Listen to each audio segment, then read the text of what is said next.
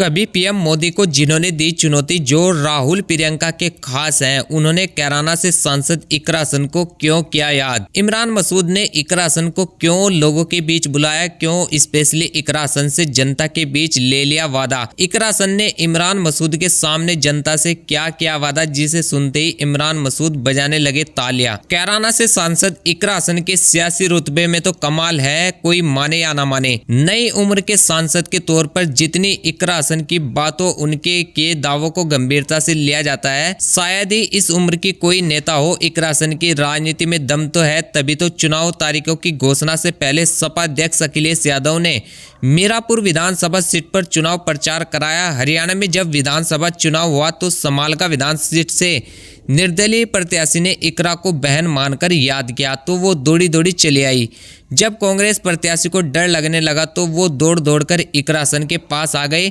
महाराष्ट्र में सपा प्रदेश अध्यक्ष अबू आसिम आजमी ने अखिलेश यादव को मालेगांव और धुलिया में अपने साथ इकरा हसन को चुनाव प्रचार के लिए लाने की अपील की। इकरा ने वहां जाकर प्रचार भी किया और लोगों के दिलों को भी जीतने में कामयाब हुई। अब इसी फहरिस्त में सहारनपुर से सांसद इमरान मसूद, जिन्होंने कभी पीएम मोदी को चुनौती दी थी, जो राहुल प्रियंका के खास सांसदों में से एक हैं, उन्हें अचानक इकरा की राजनीति की जरूरत क्यों पड़ गई। सहारनपुर के लोगों की ऐसी क्या समस्या रही जिसे इमरान मसूद जब सुलझा नहीं पाए तो उन्होंने इकरा हसन को याद किया। इकरा हसन ने भी लोगों के बीच जाकर प्रण लिया, जब तक वह प्रण पूरा नहीं करेंगी तब तक चैन से नहीं बैठेंगी। इकरा हसन कह रही है, जब उन्होंने कहा था कि जंगल में या तो शेर रहता है या वन गुज्जर रहता है,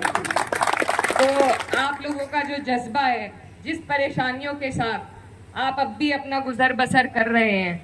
आपकी हिम्मत को मैं सलाम करती हूँ और आपकी परेशानियों को अपने दिल में यहाँ से ले जाकर मैं आपसे वादा करती हूँ कि अब जब संसद का सत्र होगा तो आपकी ये आवाज आपको संसद में जरूर सुनने को मिलेगी। तक बैठ के वन गुजरों को एसटी का दर्जा नहीं दिलाएंगी तब तक चैन से नहीं बैठेंगी। इकरा शान के साथ कहती है, वह हमेशा राजनीति करती रहेगी, राजनीति से हर समस्या का समाधान होगा, राजनीति के जरिए ही वह हर वर्ग के वंचित लोगों को न्याय दिलाएंगे। आपको बताते, सहारनपुर के बेहट तहसील के गांव नागल माफी में अखिल भारतीय वन जन श्रमजीवी यूनियन और घाट क्षेत्र मजदूर मोर्चा के बैनर तले कार्यक्रम का आयोजन हुआ, जिसमें इमरान मसूद के बुलावे पर इकरा हसन आई और इस ओर से मांग की गई कि वन अधिकार अधिनियम कानून के लिए संसद में आवाज उठाएंगे। इकरा हसन ने भी वादा किया वो उनकी आवाज संसद में जरूर उठाएंगे, फिर चाहे इसके लिए उन्हें मंत्रियों से ही क्यों ना मिलना पड़े। उन्होंने कहा था कि जंगल में या तो शेर रहता है या वन गुज्जर रहता है, तो आप लोगों का जो जज्बा है, जिस परेशानियों के साथ आप अब भी अपना गुजर बसर कर रहे हैं, आपकी हिम्मत को मैं सलाम करती हूँ और आपकी परेशानियों को अपने दिल में यहाँ से ले जाकर मैं आपसे वादा करती हूँ कि अब जब संसद का सत्र होगा तो आपकी ये आवाज आपको संसद में जरूर सुनने को मिलेगी। साथ ही में जैसे रोमा मैम बता रही थी कि जिस तरीके से मणिपुर में इन्होंने आपस में लड़ाने का काम किया,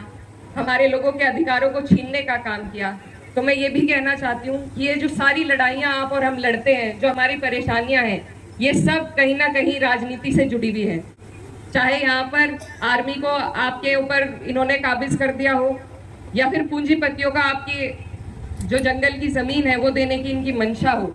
ये सारी चीजें, और चाहे आपकी जो रिजर्वेशन है, मुझे ये भी जानकारी मिली कि यहाँ पर ओबीसी में आप लोगों को रखा गया है, जबकि सही अगर नियम से चला जाए तो एसटी कैटेगराइजेशन होनी चाहिए। लेकिन ये सरकार, आप बार बार देखते हैं कि विपक्ष जातीय जनगणना की आवाज उठाता है, ये जनगणना करना नहीं चाहते, ये किसी को सही अधिकार उनका देना नहीं चाहते। तो ये जो सरकार है, इसकी नीयत सिर्फ पूंजीपतियों के लिए, आपके हमारे लिए है ही नहीं।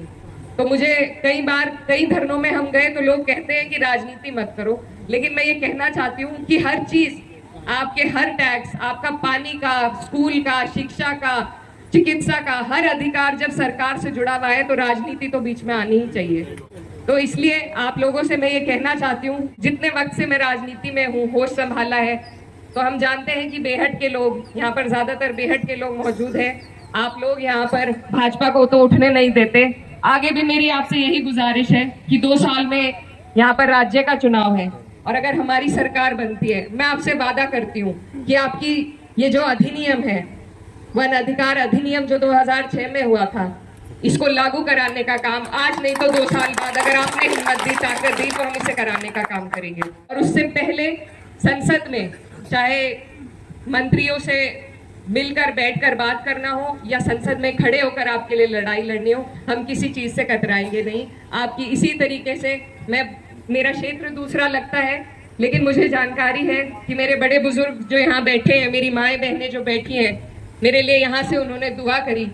और जैसे आपने दूर बैठे मेरे लिए दुआ करी, ऐसे ही दूर बैठे आपकी फिक्र मेरे दिल में है। तो इंशाल्लाह मैं आपसे वादा करती हूँ